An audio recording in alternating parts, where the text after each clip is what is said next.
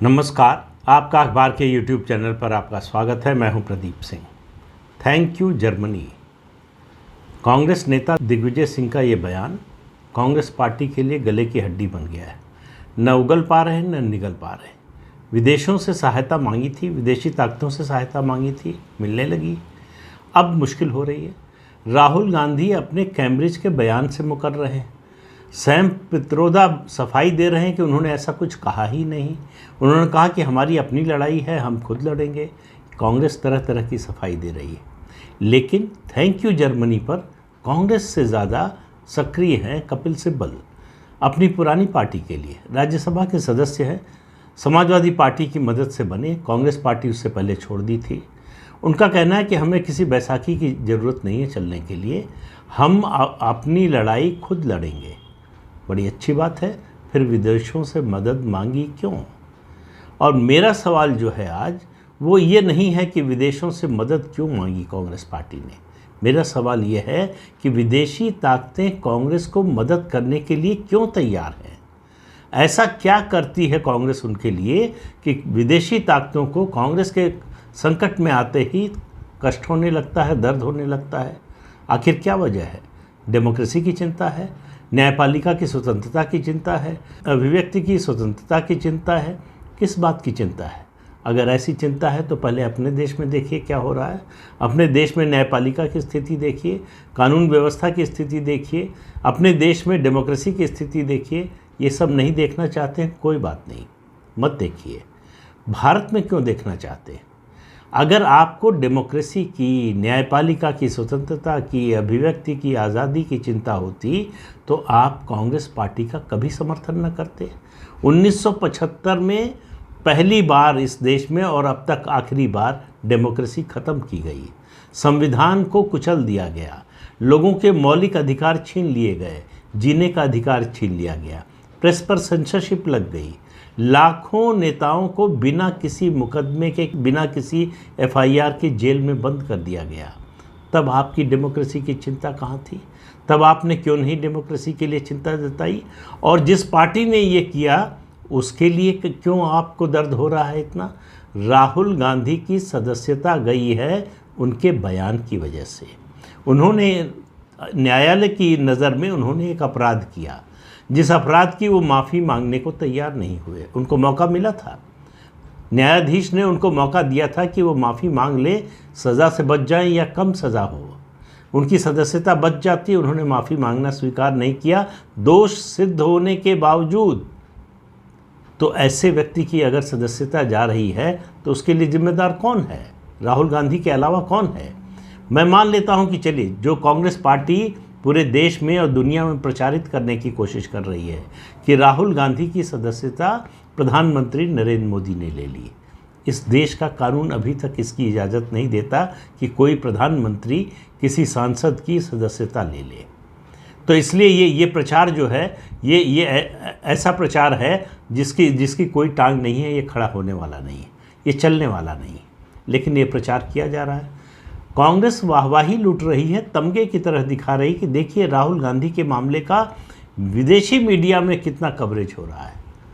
विदेशी मीडिया में कवरेज हो रहा है राहुल के मामले का, तो ये तो राहुल गांधी के लिए शर्म की बात होनी चाहिए, क्योंकि उन्होंने एक अपराध किया है, जो उनका दोष सिद्ध हो गया है, अदालत ने उनको सज़ा सुनाई है। उन्होंने कोई जो है वीरता का काम तो किया नहीं है, आज़ादी का आंदोलन तो लड़ा नहीं है, अभिव्यक्ति की स्वतंत्रता का आंदोलन तो लड़ा नहीं है। उन्होंने ऐसा कुछ नहीं किया है जिसके लिए उनकी प्रशंसा की जाए। लेकिन कांग्रेस पार्टी तो कांग्रेस पार्टी है, उसके सोचने का तरीका अलग है। ये अमेरिका कहाँ था, ये जर्मनी कहाँ था जब 60 सांसदों ने भारत की संसद के अमेरिका के राष्ट्रपति को, यूएस एडमिनिस्ट्रेशन को लिखकर भेजा था कि मुख्यमंत्री नरेंद्र मोदी को वीज़ा अमेरिका का न दिया जाए। उन्होंने वीज़ा के लिए अप्लाई नहीं किया था। इसके बावजूद एक निर्वाचित मुख्यमंत्री को रोकने का, अगर बात यह है कि गुजरात दंगों के कारण ऐसा हो रहा था, तो फिर 1984 के सिख नरसंहार के विरुद्ध क्या हुआ? उसके बाद राजीव गांधी को अमेरिका जाने का वीज़ा क्यों मिला और क्यों नहीं विरोध किया उस समय सांसदों ने? आप याद कीजिए 1975 में जब इमरजेंसी लगी, जब सारे अधिकार छीन लिए गए, लोगों के मौलिक अधिकार छीन लिए गए, कॉन्स्टिट्यूशन को सस्पेंड कर दिया गया। उस समय विपक्ष का एक भी ऐसा नेता था जिसने विदेशी ताकतों से मदद मांगने की कोशिश की। जनतंत्र उस दिन ख़त्म हुआ था। राहुल गांधी ने जो कैम्ब्रिज में कहा कि अगर आप ये समझ रहे हैं कि भविष्य में ख़त्म होने वाला है, तो ऐसा नहीं है, ऐसा हो चुका है, यानी भारत में जनतंत्र ख़त्म हो चुका है।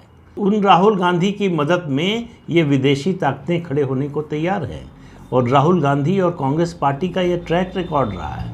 ये जो कपिल सिब्बल आज बोल रहे हैं कि हमारा अंदरूनी मामला है, हम आपस में जो है मिलकर जो है इससे मुकाबला करेंगे, ये वही कपिल सिब्बल है। उस 2019 में ये कांग्रेस पार्टी के सदस्य थे, और ये कांग्रेस पार्टी के सदस्य के नाते ही लंदन गए थे एक विदेशी एजेंसी की सेवा लेने के लिए कांग्रेस के पक्ष पे। जब हल्ला मचा तो वहाँ से भाग कर आए। कांग्रेस पार्टी विदेशी ताकतों से मदद लेने में, अब आप देखिए राहुल गांधी की बात हो रही, तो राहुल गांधी की बात कीजिए। चीनी राजदूत से वो रात के अंधेरे में मिलते हैं, इसको छिपाने की कोशिश करते हैं, मामला खुल जाता है। वो मानसरोवर यात्रा के लिए, कैलाश मानसरोवर यात्रा के लिए गए शिव भक्त बनकर गए, ये दिखाने के लिए कि वो बहुत बड़े हिंदू हैं, जनेऊधारी हिंदू हैं। और वहाँ जाकर किससे मिले?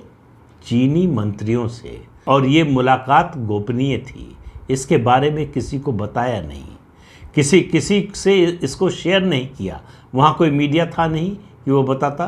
तो सवाल यह है कि ये बात खुली कैसे? 1 साल बाद, 2018 में गए थे, 1 साल बाद उड़ीसा में एक कार्यक्रम में गए, वहाँ ऑटोमेशन पर चर्चा हो रही थी। उस पर ऑटोमेशन पर चर्चा में उन्होंने कहा कि मुझे समझ में नहीं आता कि क्यों ऑटोमेशन से यूरोप में समस्या हो रही है, भारत में समस्या हो रही है रोज़गार की। चीन में तो ऐसी कोई समस्या नहीं हो रही है। चीन में तो जो 50,000 रोज़गार 24 घंटे में पैदा हो रहे हैं, इतने बड़े पैमाने पर ऑटोमेशन के बावजूद। तो उसके साथ उन्होंने बताया कि जब मैं कैलाश मानसरोवर गया था तो चीन के 2-3 मंत्रियों से मेरी बात हुई थी। तो आप कैलाश मानसरोवर तो दर्शन के लिए गए थे, तीर्थ यात्रा के लिए गए थे, वहाँ चीनी मंत्रियों से क्यों मिल रहे थे? चीनी मंत्रियों से ऐसी क्या बातचीत होनी थी जिस मुलाकात के लिए आपको बहाना बनाना पड़ा कैलाश मानसरोवर यात्रा का? तो ये कांग्रेस का पुराना ट्रैक रिकॉर्ड है। चीनी दूतावास ने राजीव गांधी फाउंडेशन के लिए पैसा दिया, डोनेशन दिया। इस तरह की घटनाएं आप खोजते चलिए, आपको मिलती जाएंगी। उसके अलावा 2019 में टर्की में कांग्रेस पार्टी ने अपना दफ्तर खोला। किस लिए खोला? कहा कि भारत और तुर्की के रिश्तों को पॉलिश करने के लिए ये कार्यालय खोला गया है। अब आप अंदाज़ा लगाइए, ये कार्यालय उस समय खोला गया जब उससे कुछ ही दिन पहले वहाँ के राष्ट्रपति अर्दोआन UNGA में, यूनाइटेड नेशंस जनरल असेंबली में पाकिस्तान के समर्थन में कश्मीर पर बोल कर आए थे। तुर्की लंबे समय से भारत विरोधी स्टैंड लेता रहा है, कश्मीर के मुद्दे पर पाकिस्तान का समर्थन करता रहा है। उसने CAA पर जो है भारत का विरोध किया, उसने 370 हटाने पर भारत का विरोध किया। उस टर्की में कांग्रेस पार्टी दफ्तर क्यों खोलना चाहती थी? और दूसरी बात जो बता चुका हूँ, पहले भी कई बार दोहराना यहाँ ज़रूरी लग रहा है, वो ये कि जब सोनिया गांधी और राहुल गांधी चीन की यात्रा पर गए थे तो चीन की कम्युनिस्ट पार्टी और कांग्रेस पार्टी में जो MOU साइन हुआ वो क्या था? उसमें क्या था? उसको क्यों गोपनीय रखा जा रहा है? उसको बाहर क्यों नहीं लाया जा रहा है? कांग्रेस पार्टी बताती क्यों नहीं कि आखिर क्या MOU साइन हुआ था, उसके तहत कांग्रेस पार्टी को क्या करना था और चीनी कम्युनिस्ट पार्टी को क्या करना था? राहुल गांधी हमेशा भारत चीन के संबंधों के मामले में बोलते हुए चीन का पक्ष क्यों लेते हैं? चीन की तारीफ में क्यों बोलते हैं? उन्होंने आज तक क्या कभी बोला कि चीन का जो बेल्ट एंड रोड इनिशिएटिव है वो POK से होकर गुजरता है, जो भारत का हिस्सा है, जिस पे जबरन पाकिस्तान ने कब्जा किया हुआ है, जिसको पाकिस्तान ने उसका एक हिस्सा चीन को दे दिया है? इस पर कभी विरोध किया? इसके बारे में कभी राहुल गांधी बोले क्या? तो विदेशी ताकतों से कांग्रेस पार्टी का ऐसा क्या याराना है, क्या संबंध है कि कांग्रेस जब संकट में आती है तो विदेशी ताकतें अचानक मुखर हो जाती हैं। इस देश में संविधान से बने हुए कानून के तहत सुप्रीम कोर्ट के फैसले के मुताबिक अब तक राहुल गांधी के अलावा 199 सांसदों और विधायकों की विधानसभा और संसद की सदस्यता रद्द हो चुकी है। इसी कानून के तहत कोई विदेशी ताकत नहीं बोली, किसी ने नहीं कहा कि हम नज़र रखे हुए हैं कि इस पर जो फैसला हुआ है उसमें जिस पर दोष सिद्ध हुआ है उसको ऊपर की कोर्ट में जाने का अधिकार है, वहाँ क्या फैसला होता है, किस तरह से होता है, न्यायपालिका की स्वतंत्रता हम देखेंगे। ये सब ऐसे बयान क्यों नहीं आए? केवल राहुल गांधी की सदस्यता जाने से इस देश की न्यायपालिका संदेह के घेरे में आ जाती है, इस देश में जनतंत्र घेरे में आ जाता है संदेह के। ऐसा क्यों है? तो कांग्रेस पार्टी जितनी कोशिश कर रही है ये विदेशी मदद मांगने के मुद्दे पर बचने की, उतना ज़्यादा उस दलदल में धंसती जा रही है। राहुल गांधी ने जब ये बोला था तो उनको शायद इस बात का अंदाज़ा नहीं था, उनकी पार्टी को भी अंदाज़ा नहीं था कि भारत में उसकी क्या प्रतिक्रिया होगी। इससे एक बात का पता चलता है कि राहुल गांधी, कांग्रेस पार्टी दोनों को इस देश की ज़मीनी वास्तविकता, इस देश की सभ्यता और संस्कृति, इस देश की राजनीति की समझ नहीं है। अगर उनको ज़रा भी समझ होती तो राहुल गांधी को ऐसा बोलने न दिया जाता। ये अचानक नहीं हुआ था। राहुल गांधी ने ऐसा नहीं है कि बिना सोचे समझे अचानक ये बात बोल दी थी। ये प्लान करके बोला गया था, ये रणनीति के तहत बोला गया था। इसका एक ही मकसद था कि भारत में प्रधानमंत्री नरेंद्र मोदी के नेतृत्व में जो सरकार चल रही है उसको बदनाम किया जा सके, उसको जो है अधिनायकवादी बताया जा सके, उसको जनतंत्र विरोधी बताया जा सके, उसको बताया जा सके कि उसने सारे जो जनतांत्रिक संस्थान हैं उनको ख़त्म कर दिया है। ये पिक्चर भारत की पेंट करने की कोशिश कांग्रेस और राहुल गांधी ने की थी। अब वो बूमरैंग कर गई है। अब सवाल उन्हीं से पूछे जा रहे हैं।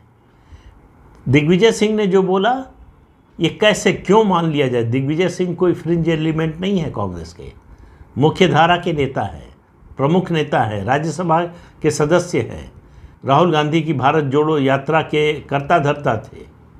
सवाल यह है कि उन्होंने ये बोला तो जाहिर है कि ये पार्टी की लाइन है। पार्टी खुलकर इसके विरोध में क्यों नहीं बोल रही है? कपिल सिब्बल को क्यों आगे किया गया है?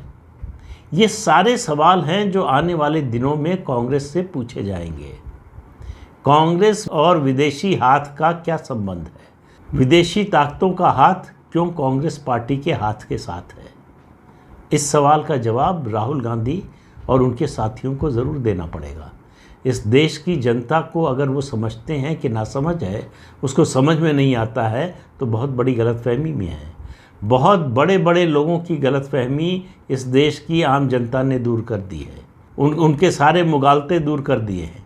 राहुल गांधी और कांग्रेस के साथ भी यही होने वाला है। 2024 का चुनाव राहुल गांधी और कांग्रेस पार्टी के भविष्य का फैसला करेगा। तो 2024 का चुनाव तय करेगा कि कांग्रेस पार्टी बनी रहेगी या उसके विकल्प में कोई नई पार्टी का उभार होगा। तो इस अंक में इतना ही। अगले अंक में फिर मिलेंगे किसी नए मुद्दे के साथ। तब तक के लिए अनुमति दीजिए। आपसे अनुरोध है कि ये चैनल देखिए, शेयर कीजिए, लाइक कीजिए और सब्सक्राइब ज़रूर कीजिए। नमस्कार।